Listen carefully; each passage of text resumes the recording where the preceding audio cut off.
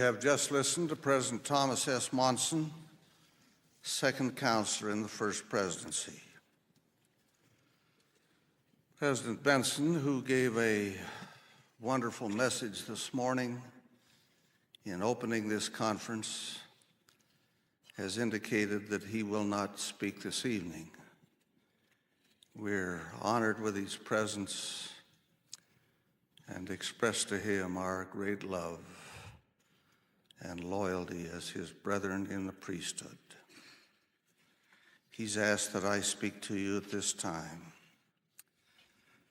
I look into the faces of you many thousands who are assembled here in the tabernacle on Temple Square in Salt Lake City.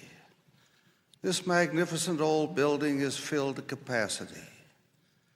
Then I realize that there are tens of thousands of others like you who are meeting in various church halls across the continent and in other areas of the world. I sense the great strength that can come of our unity. There is little we cannot accomplish if we will go forward with united hearts to do so.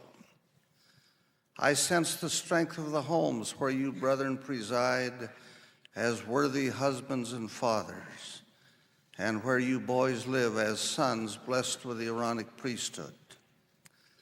I am grateful for your faith and prayers, for your loyalty and love, for your steadfastness and devotion. You become a great witness for the truth and validity of this work. There is nothing like it in all the earth. Hundreds of thousands of men who speak in different tongues, but all of whom are ordained to the priesthood of God with authority to speak in his sacred name. I remember when President J. Reuben Clark, as a counselor in the First Presidency, would stand at this pulpit and plead for unity among the priesthood. I think he was not asking that we give up our individual personalities and become as robots, cast from a single mold. I am confident he was not asking that we cease to think, to meditate, to ponder as individuals.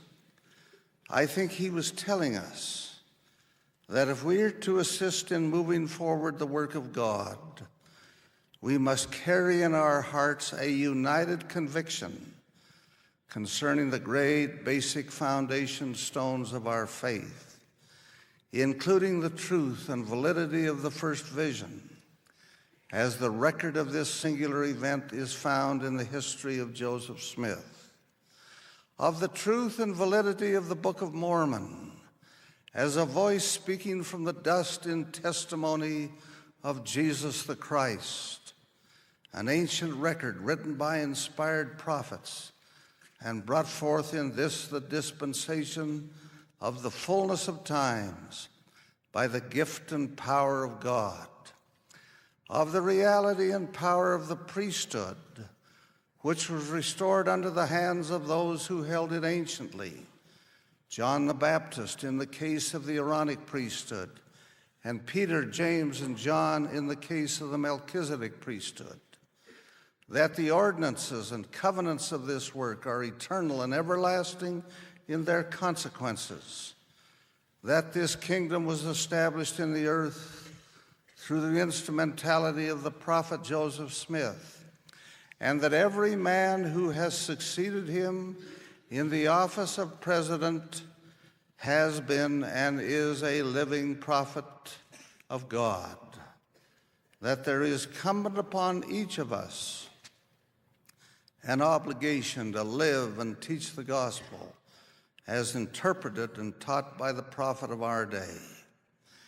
If we will be united in these basic and fundamental elements, this work will continue to grow in power and strength to touch for good the whole world.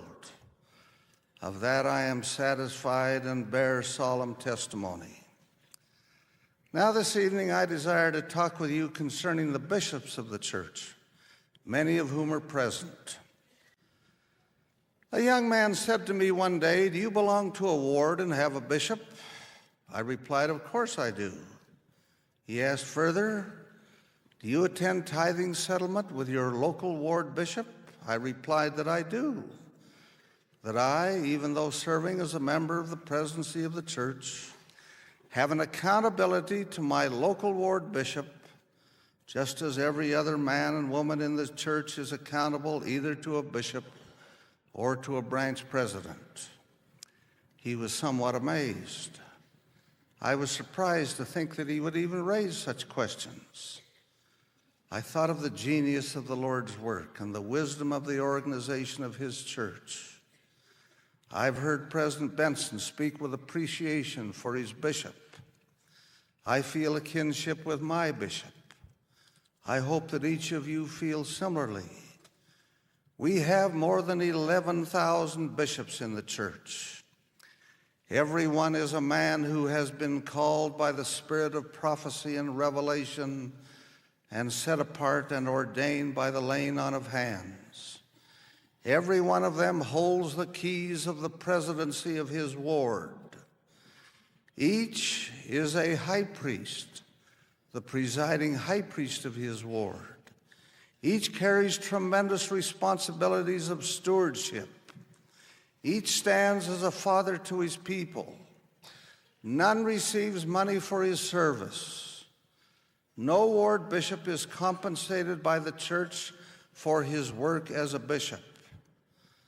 The requirements of a bishop today are as they were in the days of Paul, who wrote to Timothy, "A bishop then must be blameless, the husband of one wife, vigilant, sober, of good behavior, given to hospitality, apt to teach, not given to wine, no striker, that is, not a bully or a violent person, not a brawler, not covetous, one that ruleth well his own house, having his children in subjection with all gravity. For if a man know not how to rule his own house, how shall he take care of the church of God? Not a novice, lest being lifted up with pride he fall into the condemnation of the devil."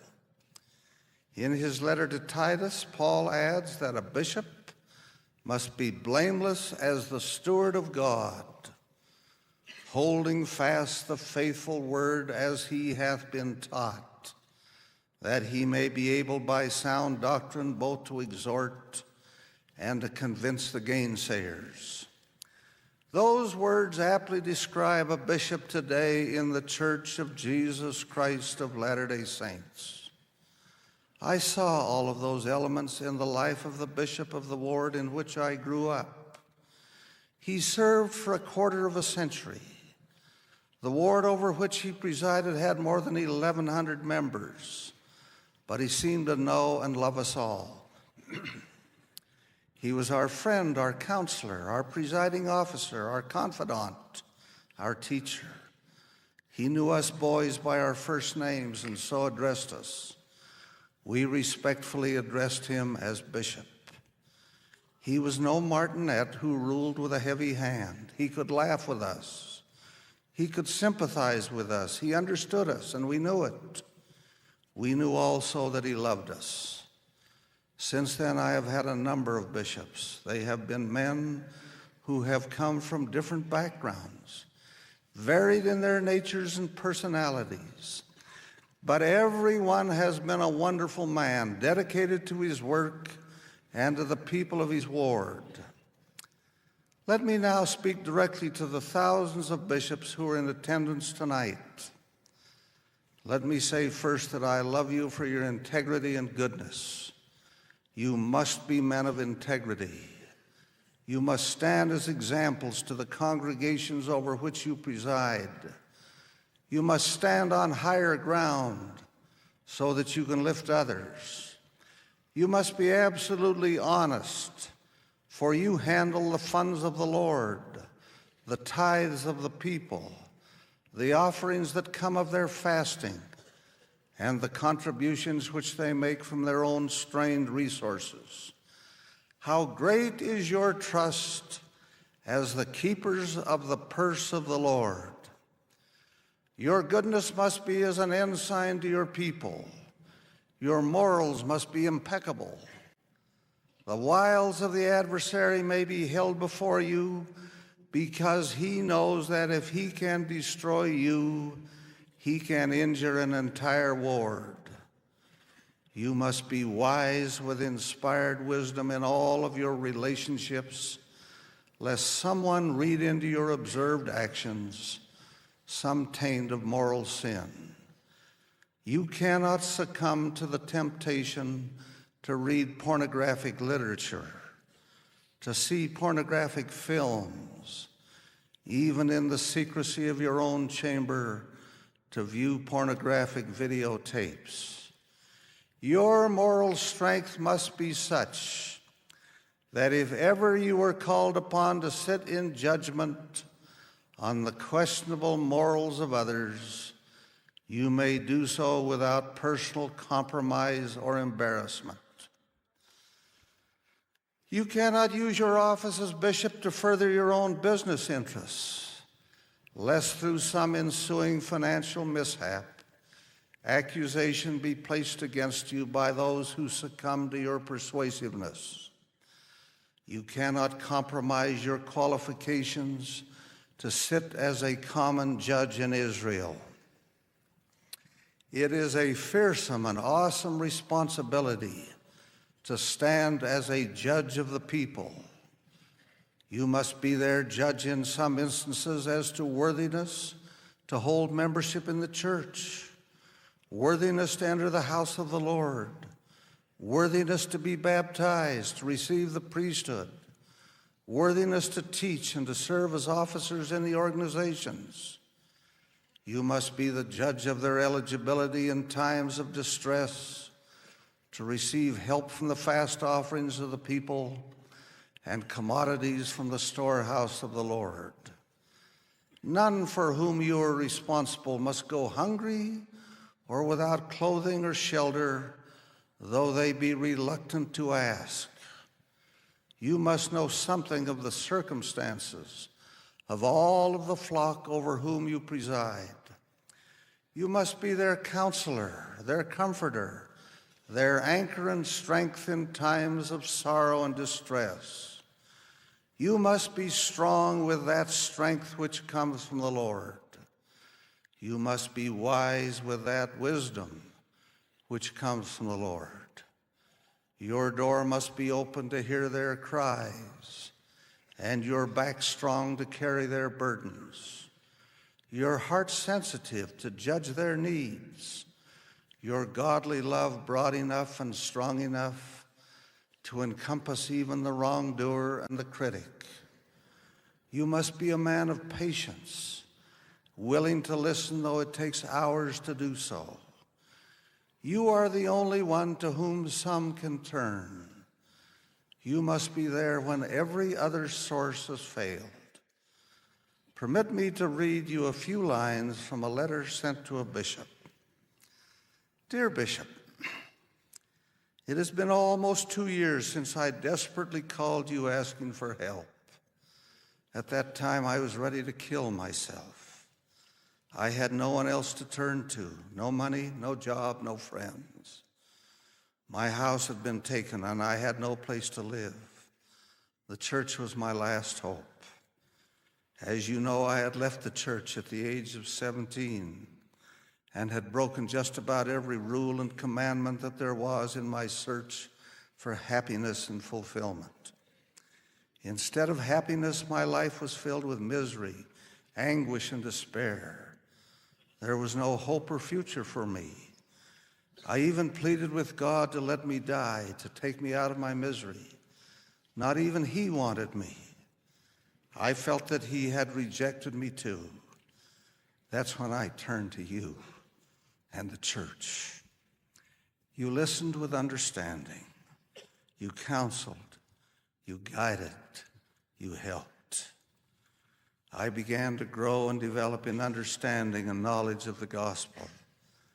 I found that I had to make certain basic changes in my life that were terribly difficult, but that within me I had the worth and strength to do so. I learned that as I lived the gospel and repented, I had no more fear. I was filled with an inner peace. The clouds of anguish and despair were gone. Because of the atonement, my weaknesses and sins were forgiven through Jesus Christ and his love for me. He has blessed and strengthened me.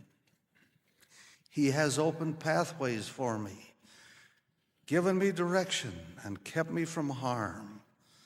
I have found that as I overcame each obstacle, my business began to grow, enabling my family to benefit and making me feel as though I had accomplished something.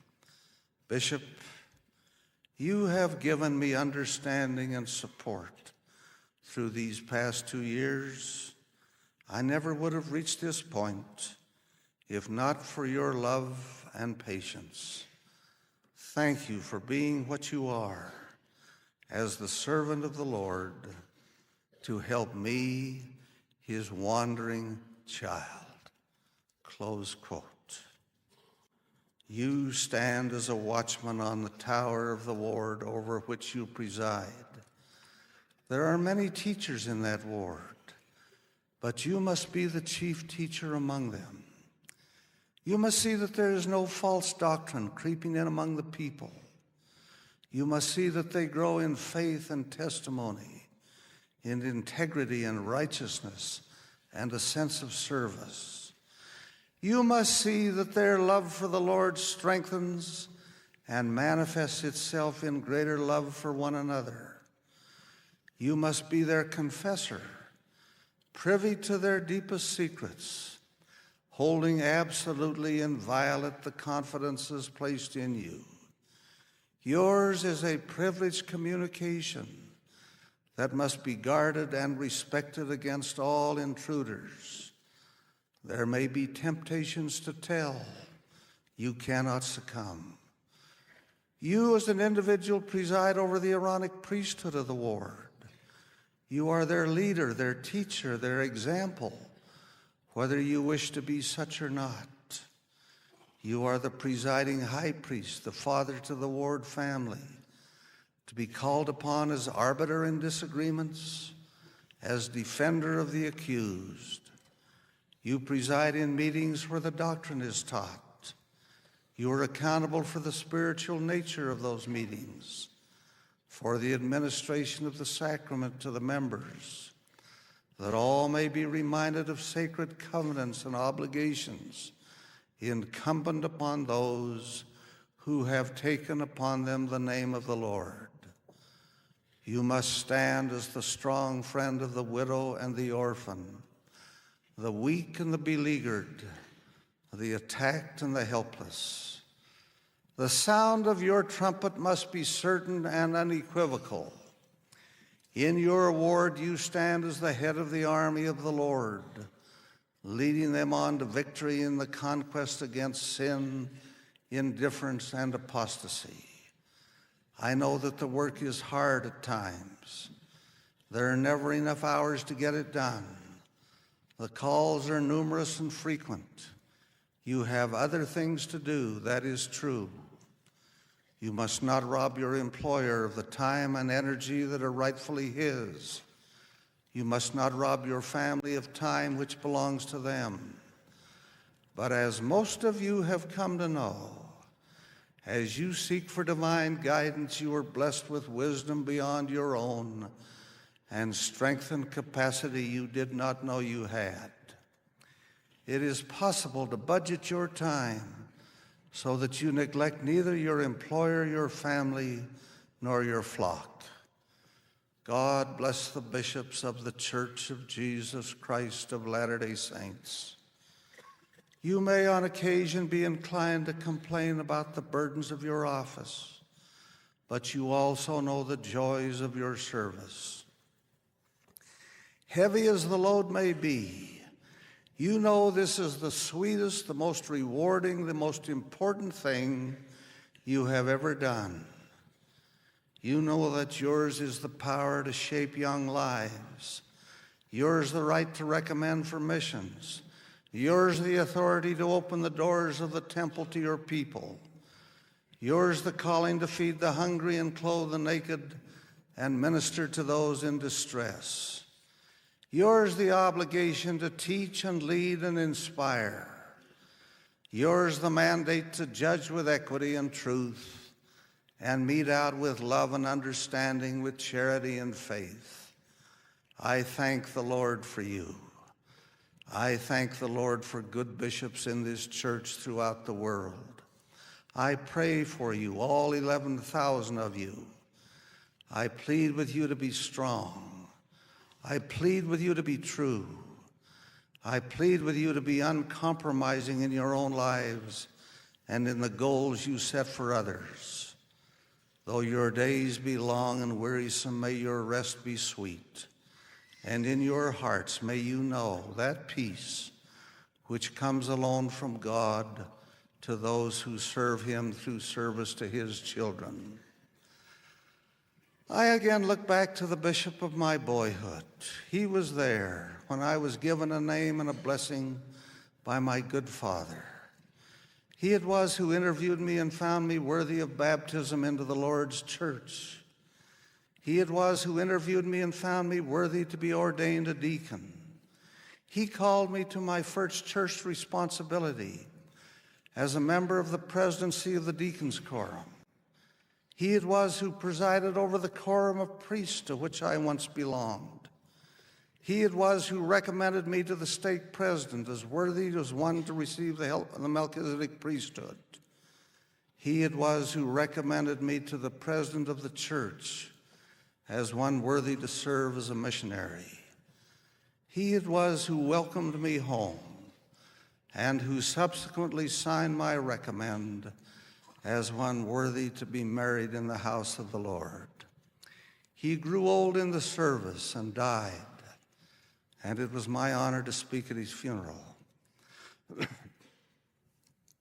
A great congregation filled the chapel where he had presided for so long. I spoke out of the heart of a boy whom he had befriended and helped, out of the heart of a youth whom he had guided and counseled, out of the experience of an adult whose life he had blessed in many ways. I bear testimony of the strength and goodness of the bishops of this church. I pay tribute to counselors who help them and to all who serve under their direction in the response to the calls they make. I invoke the blessings of the Lord upon you, good men, that you may be possessed of strength and vitality to carry the burdens of the day, that you may have wisdom given of God in the delicate and sensitive situations with which you must deal, that you may have generous hearts in meeting the needs of the poor, that you may judge not as men judge, but with that wisdom which comes from above, and that as the years pass, there may come into your hearts the sweet satisfaction of knowing that you have served your Father well through service to his children. Someday you will be released. It will be a time of sadness for you, but there will be comfort as your people thank you, nor will they ever forget you. They will remember you and speak with appreciation through years to come. For among all church officers, you are nearest to them. You have been called, ordained, and set apart as shepherds to the flock. You have been endowed with discernment, judgment, and love to bless their lives. In the process, you will bless your own. I bear testimony of the divine nature of your calling and of the magnificent way in which you fulfill it. May you, your counselors, your wives, your children be blessed as you serve the children of the Lord. I humbly pray in the name of Jesus Christ. Amen.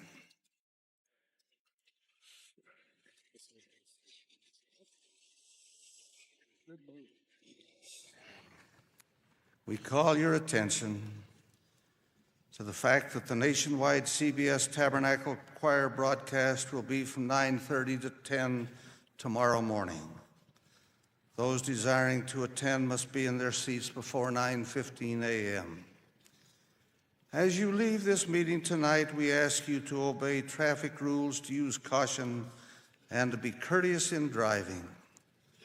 We express our gratitude for the beautiful way you brethren from the Tabernacle Choir and Mormon Youth Chorus have presented the music this evening. The choir will now sing Praise the Lord. The benediction will be offered by Elder Spencer H. Osborne of the First Quorum of the 70.